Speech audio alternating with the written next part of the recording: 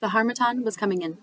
Ya could see dust sweeping up from the hard clay and being carried all the way to his classroom window on the second floor of the school in Takoradi, where he had been teaching for the last 10 years. He wondered how bad the winds would be this year. When he was 5, still living in Edueso, the winds were so strong that they snapped tree trunks. The dust was so thick that when he held out his fingers, they disappeared before him. Ya shuffled his papers. He had come to his classroom on the weekend before the start of the second term to think, perhaps write. He stared at the title of his book, Let the Africans Own Africa. He had written 200 pages and thrown out nearly as many.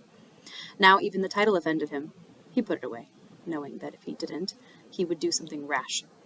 Open his window maybe, let the winds carry the pages away. What you need is a wife, Mr. Agicum, not that silly book. Ya was eating dinner at Edward Bowen's house for the 6th night that week. On Sunday he would eat there for the 7th. Edward's wife liked to complain that she was married to 2 men, but Ya complimented her cooking so often that he knew she would continue to welcome him. Why do I need a wife when I have you? Ya asked. Careful now, Edward said, pausing his steady food shoveling for the first time since his wife put his bowl in front of him. Edward was a maths teacher at the same Roman Catholic school in Takarari where Ya taught history. The two had met at Achimota School in Accra, and Ya cherished their friendship more than he cherished most things. Independence is coming, Ya said, and Mrs. Bowen sighed one of her deep-chested sighs. If it's coming, let it come. I am tired of hearing you talk about it, she said. What good is independence to you if you don't have someone to cook you dinner? She rushed off into the small stone house to collect more water for them, and Ya laughed. He could picture the caption they would put under her name in the revolutionist papers. Typical Gold Coast woman, more concerned with dinner than with freedom. What you should be doing is saving your money to go to England or America for more schooling. You can't lead a revolution from behind your teacher's desks, Edward said. I'm too old to go to America now. Too old for revolution, too. Besides, if we go to the white man for school, we will just learn the way the white man wants us to learn. We will come back and build the country the white man wants us to build. One that continues to serve them. We will never be free. Edward shook his head. You are too rigid, Ya. We have to start somewhere. So let us start with ourselves. This was what his book was about. But he didn't say anything more, for he already knew the argument that would come from it. Both men had been born around the time the Ashanti were absorbed into the British colony. Both had fathers who had fought in the various wars for freedom. They wanted the same things, but had different ideas of how to get them. The truth was, Ya didn't think he could lead a revolution from anywhere. No one would read his book, even if he did finish it. Mr. Agicum, I know a nice girl. She is still in her childbearing years, so there is no need to worry. I should be going, Ya said, cutting her off. He knew it was rude. After all, Mrs. Bowen was not wrong. It was not her place to cook for him, but he didn't feel that it was her place to lecture him either. He shook hands with Edward, and with Mrs. Bowen too, and then he made his way back to his own small house on the school grounds. As he walked the mile length of the school grounds, he saw the young boys playing football. They were agile boys, in full control of their bodies. They had a boldness to their movements that Ya had never possessed when he was their age. He stood and watched them for a moment, and soon the ball came flying toward him.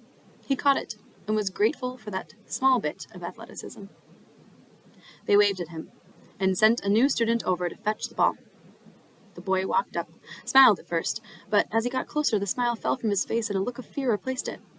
He stood in front of Ya, saying nothing. Do you want your ball? Ya asked, and the boy nodded quickly, staring still. Ya threw the ball at him, more forcefully than he meant to, and the young boy caught it and then ran. What's wrong with his face? Ya heard him ask as he approached the others, but before they could answer, Ya was already walking away. It was Ya's 10th year of teaching at the school. Every year was the same. The new crop of schoolboys would begin to flower the school grounds, their hair freshly cut, their school uniforms freshly pressed. They would bring with them their timetables, their books, what little money their parents or villages had been able to collect for them. They would ask each other whom they had for this or that subject, and when one said Mr. Agicum, another would tell the story that his elder brother or cousin had heard about the history teacher. On the first day of the second term, Ya watched the new students amble in. They were always well-behaved children, these boys, having been hand-picked for their brightness or their wealth in order to attend school, learn the white man's book. In the walkways on the way to his classroom, they would be so boisterous that it was possible to imagine them as they must have been in their villages, wrestling and singing and dancing before they knew what a book was, before their families knew that a book was a thing a child could want, need even. Then once they reached the classroom, once the textbooks were placed on their small wooden desks, they would grow quiet, spellbound. They were so quiet on that first day that Yaw could hear the baby birds on his window ledge begging to be fed. "What does the board say?" Yaw asked. He taught Form 1 students, 14 and 15-year-olds mostly, who had already learned to read and write in English in their lower-level classes. When Yaw had first gotten the post, he argued with the headmaster that he should be able to teach in the boys' regional tongues, but the headmaster had laughed at him. Yaw knew it was a foolish hope. There were too many languages to even try. Yaw watched them. He could always tell which boy would raise his hand first by the way he pushed forward in his seat, moved his eyes from left to right to see if anyone else would challenge his desire to speak first. This time, a very small boy named Peter raised his hand. "It says, 'History is storytelling,'" Peter answered. He smiled, his pent-up excitement releasing. "History is storytelling," Yaw repeated. He walked down the aisles, between the rows of seats, making sure to look each boy in the eye. Once he finished walking and stood in the back of the room where the boys would have to crane their necks in order to see him, he asked, "Who would like to tell the story of how I got my scar?" The students began to squirm, their limbs growing limp and wobbly. They looked at each other, coughed, looked away. "Don't be shy," Yaw said, smiling now, nodding encouragingly. "Peter?" he asked. The boy, who only seconds before had been so happy to speak, began to plead with his eyes. The first day with the new class was always Yaw's favorite. "Mr. Akugiman, sir?" Peter said. "What story have you heard? About my scar?" Yaw asked, smiling, still hoping now to ease some of the child's growing fear. Peter cleared his throat and looked at the ground. "They say you were born of fire," he started. "That this is why you are so smart, because you were lit by fire." "Anyone else?" Timidly, a boy named Edom raised his hand. "They say your mother was fighting evil spirits from Asmando." Then William. "I heard your father was so sad by the Ashanti loss that he cursed the god, and the gods took vengeance." Another, named Thomas. "I heard you did it to yourself, so that you would have something to talk about on the first day of class." All the boys laughed, and Yaw had to stifle his own amusement. Word of his lesson had gotten around, he knew. The older boys told some of the younger ones what to expect from him. Still, he continued, making his way back to the front of the room to look at his students, the bright boys of the uncertain Gold Coast, learning the white book from a scarred man. "Whose story is correct?" Yaw asked them. They looked around at the boys who had spoken, as though trying to establish their allegiance by holding a gaze, casting a vote by sending a glance. Finally, once the murmuring subsided, Peter raised his hand. "Mr. Agicum, we cannot know which story is correct." He looked at the rest of the class, slowly understanding. "We cannot know which story is correct because we were not there." Yaw nodded. He sat in his chair at the front of the room and looked at all the young men. "This is the problem of history. We cannot know that which we were not there to see and hear and experience for ourselves. We must rely on the words of others. Those who were there in the olden days, they told stories to the children so the children would know, so the children could tell stories to their children, and so on, and so on. But now we come upon the problem of conflicting stories. Kojo Nyarko says that when the warriors came to his village, their coats were red, but Kwameadu says they were blue. Whose story do we believe, then?" The boys were silent. They stared at him, waiting. "We believe the one who has the power. He is the one who gets to write the story. So when you study history, you must always ask yourself, whose story am I missing? Whose voice was suppressed so that this voice could come forth? Once you have figured that out, you must find that story too. From there, you begin to get a clearer, yet still imperfect, picture." The room was still. The birds on the ledge were still waiting for their food to come, still crying for their mother. Yaw gave the boys some time to think about what he had said, to respond. But when no one did, he continued. "Let us open our textbooks to page—" One of the students was coughing. Yaw looked up to see William with his hand raised. He nodded at the boy to speak. "But, Mr. Agicum, sir, you still have not told us the story of how you got your scar." Ya could feel all the boys directing their gazes towards him, but kept his head down. He resisted the urge to put his hand up to the left side of his face, feel the raised and leathery skin there with its many ripples and lines that, when he was still just a child, reminded Ya of a map. He had wanted that map to lead him out of Edhueso, and in some ways it had. His village could hardly look at him and had collected money to send him to school so that he could learn, but also, Ya suspected, so that they would not have to be reminded of their shame. In other ways, the map of Ya's scarred skin had led him nowhere. He had not married. He would not lead. Edhueso had come with him. Ya did not touch his scar. Instead, he set his book down carefully and reminded himself to smile. He said, "I was only a baby. All I know is what I've heard." What he'd heard. That the crazy woman of Edhueso, the wanderer, his mother, Akua, had set the hut on fire while he, still a baby, and his sister slept. That his father, Asmoa, the crippled man, had only been able to save one, the sun. That crippled man had kept crazy woman from burning. That crazy woman and crippled man had been exiled to the outskirts of town. That the town had collected money to send the scarred son to school, when he was still so young that he had yet to forget the taste of his mother's breast. That crippled man had died, while the scarred son was still in school. That crazy woman lived on. Ya had not been to Edhueso since the day he left for school. For many years his mother sent letters, each written in the hand of whomever she convinced to write for her that day. The letters begged Ya to come see her, but he never responded, and so eventually she stopped. When he was still in school, Ya spent his leaves with Edward's family in Osim. They took him in as though he were one of their own, and Ya loved them as though he belonged to them. An unapologetic, unquestioning love, like that of the stray dog that follows the man home from work every evening, happy simply to be allowed to walk nearby. It was in Osim that Ya had met the first girl he would ever be interested in. In school, he had loved the romantic poets best. He had spent nights in Osim copying Wordsmith and Blake onto tree leaves that he had scattered around the spot near the river where she went to fetch water. He spent a whole week doing this, knowing that the words of the white Englishmen would mean nothing to her, that she could not read them, knowing that she would have to come to him to find out what the leaves said. He would think about it every night, the girl bringing her bundle of leaves to him so that he might recite a dream or a night thought to her. Instead, she went to Edward.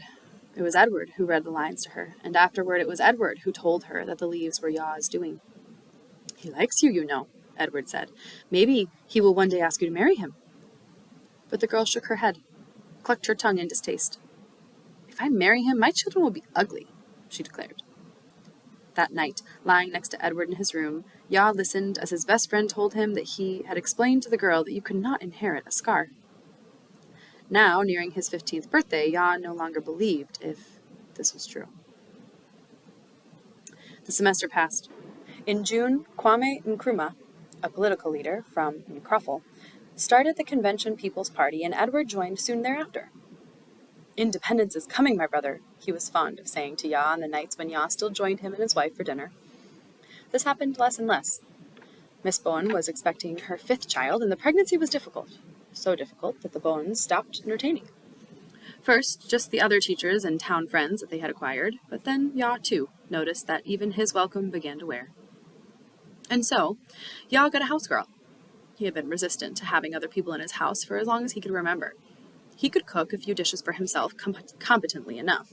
He could fetch his own water and wash his own clothes. He did not keep his house as neat as he had been forced to keep his room in school, but none of this bothered him. He preferred the clutter and the plain meals if it meant he would not have to have another person in his house looking at him. "That's ridiculous," Edward said. "You're a teacher. People stare at you all day." But for Ya, that was different. At the front of a classroom, he was not himself. He was a performer in the tradition of village dancers and storytellers. At home, he was who he really was, shy and lonely, angry and embarrassed. He did not want anyone to see him there. Edward examined all of the candidates himself, and in the end, Ya ended up with Esther, an Ahanta girl from right there in Takoradi. Esther was a plain girl, maybe even ugly. Her eyes were too large for her head, and her head too large for her body. On the first day of work, Ya showed her to her room at the back of the house and told her that he spent most of his time writing. He asked her not to disturb him, and then went back out to sit at his desk. The book was getting unruly. The Gold Coast independence movement political leaders, the Big Six, had all come back from school in America and England, and as far as Ya could tell, they were all like Edward, patient but forceful, confident that independence would indeed come. Ya had been reading more and more about the black people of America's movements toward freedom, and he was attracted to the rage that lit each sentence of their books on fire. He wanted that from his book, an academic rage. All he could seem to muster was a long-winded whine. "Excuse me, sir." Ya looked up from his book. Esther was standing in front of him with the long handmade broom she had insisted on bringing with her, even though Ya told her that this house had many brooms. "You don't have to speak in English," Ya said. "Yes, sir, but my sister say you are teacher, so I must speak English." She looked terrified, her shoulders hunched and her hands gripping the broom so tightly that Ya could see the area around her knuckles begin to stretch and redden. He wished he could cover his face, put the young woman at ease. "You understand Twi?" Ya said in his mother tongue, and Esther nodded.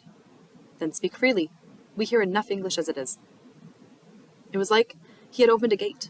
Her body began to slip into an easy stance, and Ya realized that it was not his scar that had terrified her, but rather the problem of language, a marker of her education, her class, compared with his. She had been terrified that for the teacher of the white book, she would have to speak the white tongue. Now, released from English, Esther smiled more brightly than Ya had seen anyone smile in ages. He could see the large, proud gap that stood like a doorway between her two front teeth, and he found himself training his gaze through that door, as though he could see all the way down into her throat, her gut, the home of her very soul. "Sir, I have finished cleaning the bedroom. You have a lot of books in there, did you know? Do you read all those books? Can you read English? Sir, where do you keep the palm oil? I could not find it in the kitchen. It's a nice kitchen. What will you have for dinner? Should I go to the market? What are you writing?" Did she breathe? If she had, Ya didn't hear it. He shuffled the pages of his book and set it aside as he thought about what to say next. "Make whatever you want for dinner. I don't care what." She nodded, not dissatisfied, it seemed, with the fact that he had answered only one of her questions. "I'll make goat pepper soup," she said, her eyes cast downward, moving this way and that, as though searching the floor for any thoughts she might have dropped there. "I will go to the market today." She looked up at him. "Would you like to go to the market with me?" Suddenly, Ya was angry, or nervous. He couldn't quite tell which, and so he chose to respond with anger. "Why should I go to the market with you? Don't you work for me?" he shouted. Her mouth closed, the portal to her soul hidden. She cocked her head to the side and stared at him as though it was just then occurring to her that he had a face, that his face had a scar. She studied it for a second more, and then smiled again. "I thought you might want to break from your writing.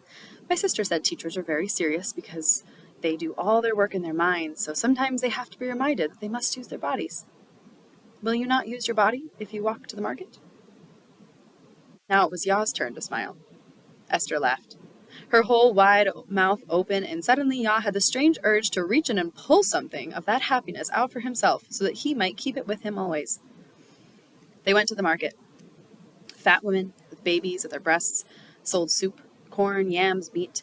Men and young boys stood bartering with each other. Some solid food, others sold carvings and wooden drums.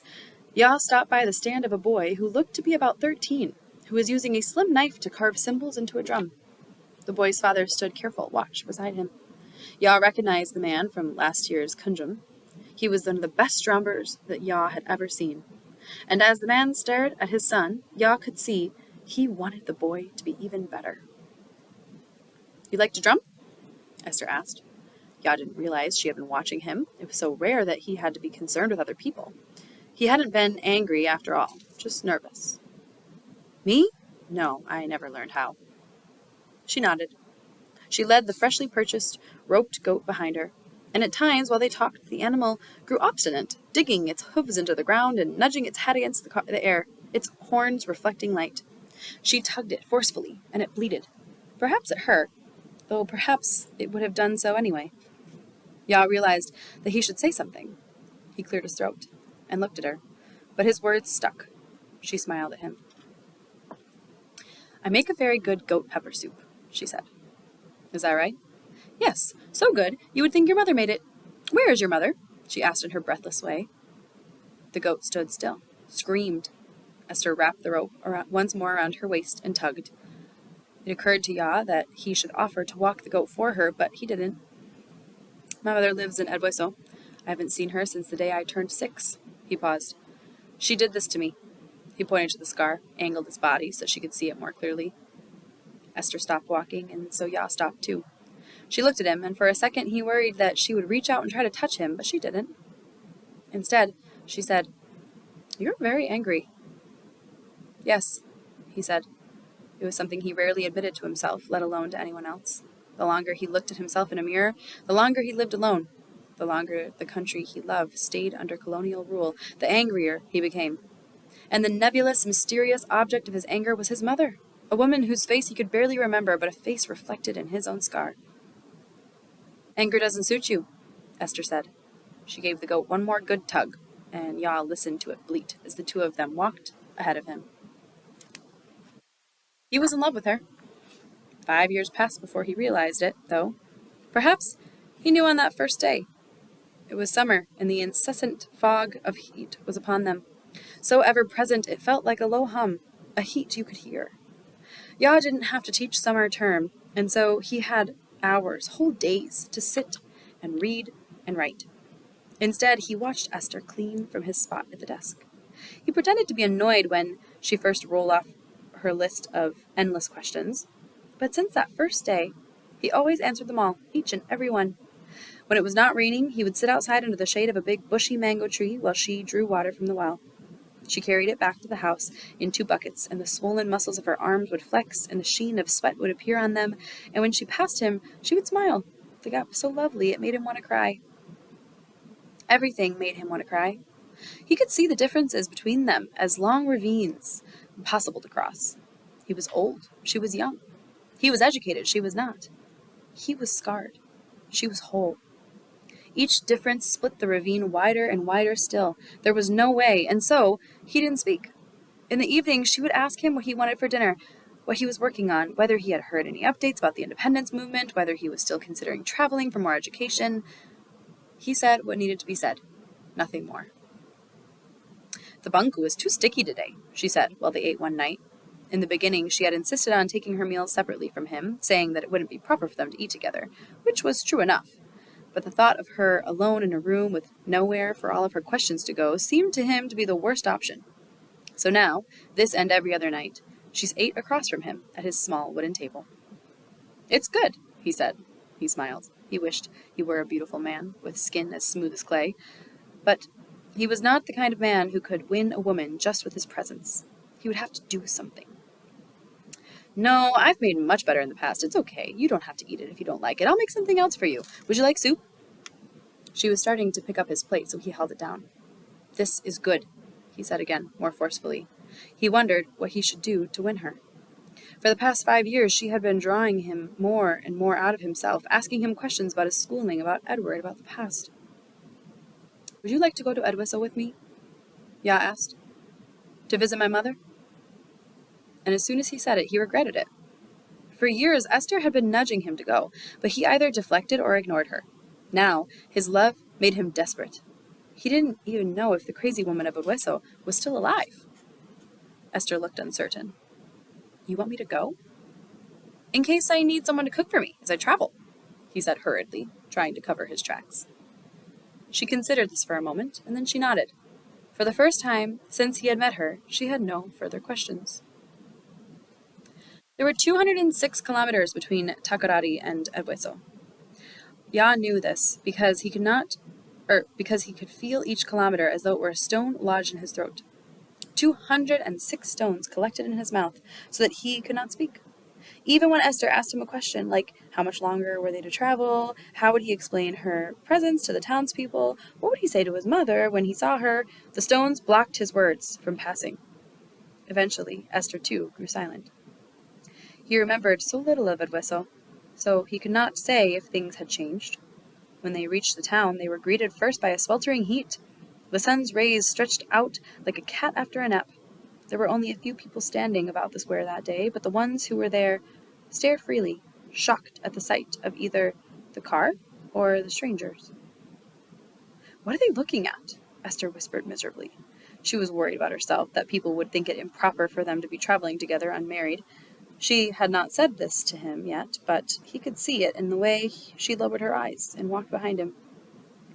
Before long, a little boy, no older than 4, holding the long train of his mother's wrapper, pointed at Ya with his tiny index finger. "Look, Mama, his face! His face!" The boy's father, who stood on the other side of him, snatched his hand away. "Stop that nonsense," he said. But then he looked more closely along the line as the boy's finger had drawn. He approached Ya and Esther, where they stood, uncertain, holding one bag each. "Ya?" he asked. Ya dropped his bag to the ground and walked closer to the man. "Yes," he said. "I'm afraid I don't remember you." He held his hand above his brows to shield his eyes from the sun, but was soon extending it again to shake the man's hand. "They call me Kofi Poku," the man said, shaking back. "I was about 10 when you left. This is my wife, Gifty, and my son, Henry." Ya shook hands all around and then turned towards Esther. This is Esther," he said, and Esther, too, shook hands all around. "You must be here to see Crazy Woman," Kofi Poku said, before realizing his mistake. He covered his mouth. "I'm so sorry. I meant Ma Akua." Ya could tell from the way his eyes searched and his mouth slowed that Kofi Poku had not had to call his mother by her name in years, perhaps ever. As far as Ya knew, the Crazy Woman of Odweso could have earned her title well before his birth. "Please, don't worry," Ya said. "Yes, we are here to see my mother."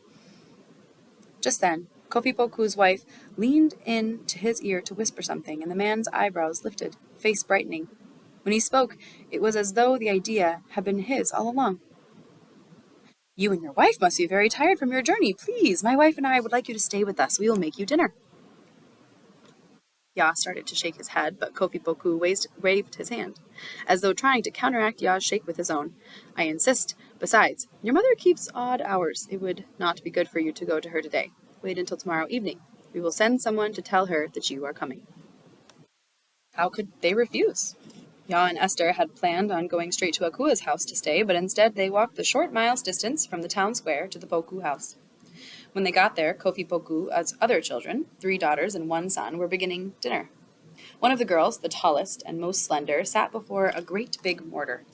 The boy held the pestle, which was nearly twice his height. He held it up straight and then would send it crashing down as the girl's hand finished turning the fufu in the mortar, barely escaping the impact. "Hello, my children," Kofi Poku called, and all of the children stopped what they were doing and stood, so that they could greet their parents. But when they saw Ya, their voices hushed and their eyes widened. The one who looked like the youngest girl, with 2 puffs of hair on either side of her head, pulled on her brother's pant leg. "Crazy Woman's son," she whispered. Yet still all could hear, and Ya knew for certain now that his story had become legend in this hometown. Everyone stood there, embarrassed for a minute, and then Esther, with her large and muscular arms, snatched the pestle from the older boy and quickly struck the fufu in the mortar before anyone had time to think or react. The ball of fufu flattened, and the fufu stick fell with a thud against the clay earth. "Enough!" Esther shouted once they had all turned to stare at her. "Has this man not suffered enough that he should come home to this?" she asked. "Please excuse my child," Miss Poku said, using her voice to speak instead of her husband's for the first time since they had met her. "It's just that they have heard the stories. They will not make the mistake again." She turned, allowing her gaze to rest on each of the 5 children, even the toddler at her feet. And quickly, without any need for further explanation, they understood. Kofi Poku cleared his throat and motioned for the 2 of them to follow him to their seats. As they did, Ya whispered, "Thank you," and Esther shrugged. "Let them think I'm the crazy one," Esther said. They sat down to their meal. The kids served them, frightened but kind. Kofi Poku and his wife told them what to expect from Ya's mother. "She lives with only a house girl in the place that your father built for her on the edge of town. She rarely goes out anymore, though sometimes you can see her outside tending to her garden. She has a lovely garden. My wife often goes there to admire the flowers that grow there." "Does she speak when you see her?" Ya asked Miss Poku. The woman shook her head. "No, but she has always been kind to me. She even gives me flowers to take home. I put them in the girls' hair before we go to church, and I think it will bring them good marriages." "Don't worry," Kofi Poku said. "I'm sure she will know you. Her heart will know you." His wife and Esther both nodded. and Yaa looked away. It was dark in the courtyard, but the heat had not lessened, only transformed, buzzing with mosquitoes and humming with gnats. Yaa and Esther finished their food. They said thank you. They were taken to their room, where Esther insisted on the floor, while Yaa got the mattress, a tough, springy thing that fought his back. Like that, and there, they slept. They spent the morning preparing, walking around Edwaiso, and eating many times. They had been told that Yaa's mother rarely slept and seemed to prefer evenings to mornings, and so they bided their time. Esther had left Takarari only once in her life, and Yaa loved seeing the wonder in her eyes as they took in the strangeness of this new town. Everyone thought they were married. Yaa did not correct them, and to his delight, Esther did not correct them either, though Yaa wondered if this was more a factor of her politeness than her desire. He was too afraid to ask. Soon the sky began to darken, and with each new shade, Yaa's stomach began to tighten. Esther kept glancing at him carefully, taking in his face as though it held instructions for how she herself should feel. "Don't be afraid," she said. Since they'd met 5 years before, Esther had been the one to encourage his homecoming. She had said it had something to do with forgiveness, but Yaa wasn't certain that he believed in forgiveness. He heard the word most on the few days he went to the white man's church with Edward and Miss Bowen, and sometimes with Esther, and so it had begun to seem to him like a word the white men brought with them when they first came to Africa. A trick their Christians had learned and spoke loudly and freely about the people of the Gold Coast. "Forgiveness!" they shouted, all while committing their wrongs. When he was younger, Yaa wondered why they did not preach that the people should avoid wrongdoing altogether. But the older he got, the better he understood. Forgiveness was an act done after the act, a piece of the bad deed's future. And if you point the people's eye to the future, they might not see what is being done to hurt them in the present. When it was finally evening, Kofi Poku led Yaa and Esther to Yaa's mother's house on the outskirts of town. Yaa knew it immediately from the lush things that grew in her garden. Colors that Yaa had never seen before bloomed off of long green stalks that rustled from the wind, or the small creatures that moved beneath them. "This is where I leave you," Kofi Poku said. They had not even reached the door yet. For any other family, and in this and many other towns, it would have been considered rude for a townsperson to be so close to a person's house and not greet the master of the house. But Yaa could see the discomfort in the man's face, and he waved to him and thanked him again while he made his way off. The door to the house was open, but still Yaa knocked twice, Esther standing behind him. "Hello?" a confused voice called. A woman who looked older than Yaa, carrying a clay bowl, rounded the corner. When she saw Yaa, saw his scar, she gasped, and the bowl fell to the ground, scattering pieces of red clay from the door all the way to the garden. Tiny pieces of clay that they would never find, that would be absorbed into the earth from which they came. The woman was shouting, "We thank God for all of his mercies.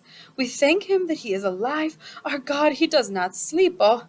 She danced around the room. "Old lady, God has brought you your son. Old lady, God has brought you your son so that you do not have to go see Asmando without seeing him. Old woman, come and see," she yelled. Behind him, Yaa could hear Esther clapping her hands together with her own mini praise.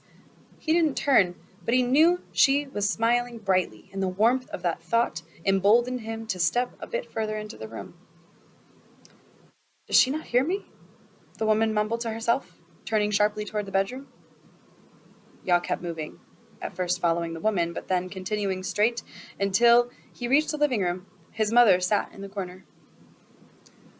"So, you have returned home at last," she said, smiling.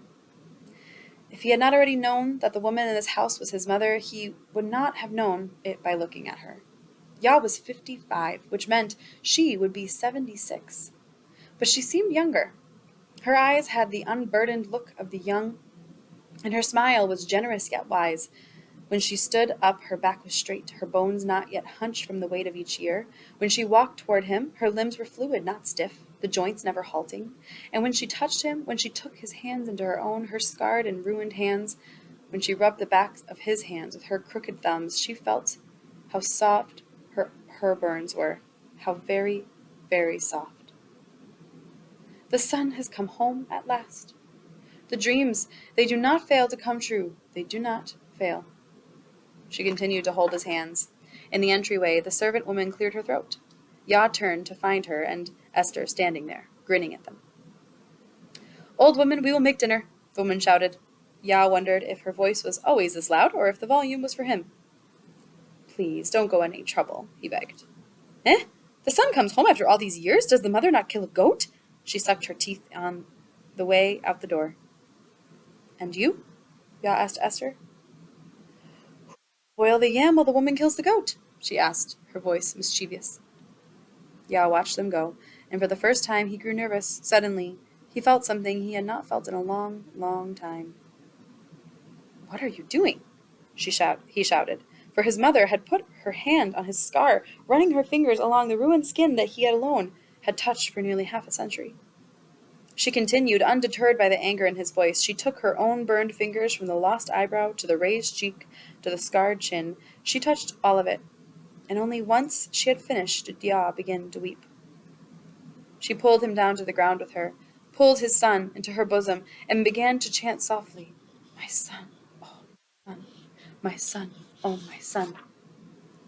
The two stayed like this for a long while. And after Ya had cried more tears than he'd ever cried before, after his mother had finished calling his name out into the world, he peeled himself away so that he could look at her. "Tell me the story of how I got my scar," he said. She sighed. "How can I tell you the story of your scar without first telling you the story of my dreams? And how do I talk about my dreams without talking about my family, our family?" Ya waited. His mother got off the ground and motioned for him to do the same. She pointed to a chair on the side of the room, and she took the chair on the other. She looked at the wall behind his head. "Before you were born, I began to have bad dreams. The dreams started out the same. A woman made of fire would visit me. In her arms she carried her 2 fire children, but then the children would disappear and the woman would turn her anger toward me. Even before the dreams began, I was not well. My mother died at the hands of a missionary in the school in Gyasi. Did you know it?" Shot. Ya shook his head. He had never heard this before, and even if he had, he would have been too young to remember it. "The missionary raised me. My only friend was a fetish priest. I was always a sad girl because I did not know that there were any other ways to be. When I married your father, I thought I could be happy, and when I had your sisters—" Here, her voice caught, but she lifted her shoulders, began again. "I had your sisters, I thought I was happy. But then I saw a white man burn in the square in Hueso, and the dreams began. Then the war began, and the dreams got worse. Your father came back without a leg, and the dreams grew worse. I had you, and the sadness did not stop. I tried to fight sleep, but I am human, and sleep is not. We were not equally matched. In my sleep one night I set the hut on fire. They say your father could only save one, you. But that is not entirely true. He also saved me from the townspeople. For many years I wished that he had not. They only let me see you so that I could feed you. Then they sent you away, and I would not tell me where you were. I have lived here in this house with Kukwa since that day." As if summoned, Kukwa, the old servant, came in with wine. She served Ya first and then his mother, but the woman refused. Kukwa left as quietly as she had entered. Ya drank from the wine as though it were water. When the cup lay empty at his feet, he turned his attention back to his mother. She took a deep breath and began again. "The dreams didn't stop. Not after the fire. Not even to this day. I started to get to know the firewoman. Sometimes, as on the night of the fire, she would take me to the ocean in Cape Coast. Sometimes she would take me to a cocoa farm. Sometimes to Kumasi. I didn't know why. I wanted answers, so I went to the missionary school to ask about my mother's family. The missionary told me that he had burned all of my mother's belongings, but he lied. He had kept one thing for himself." His mother pulled Efia's necklace from her neck and then held it out to Ya. It glowed black in her hand. He touched it, felt the smoothness of it. "I took the necklace to the fetish man's son so that I could make offerings to our ancestors so they might stop punishing me. Kukwa was maybe 14 at this time. When we did the ritual, the fetish man's son stopped. He dropped the necklace very suddenly and said, 'Do you know there is evil in your lineage?' I thought he was talking about me, the things I had done, and so I nodded. But then he said, 'The thing you are carrying, it does not belong to you.' When I told him about my dreams, he said that the fire woman was an ancestor come back to visit me. He said that the black stone had belonged to her, and that was why it grew hot in his hand. He said that if I listened to her, she would tell me where I came from. He said I should be glad that I was chosen. Ya grew angry again. Why should she be glad she was chosen if she was now a ruined woman and he a ruined man? How could she be content with this life? His mother must have sensed his anger. The old woman that she was, she went to him and knelt before him. Jan knew she was crying by the wetness of his feet. She looked up at him and said, I can't forgive myself for what I've done. I won't. But when I listened to the firewoman's stories, I began to see that the fetish priest was right.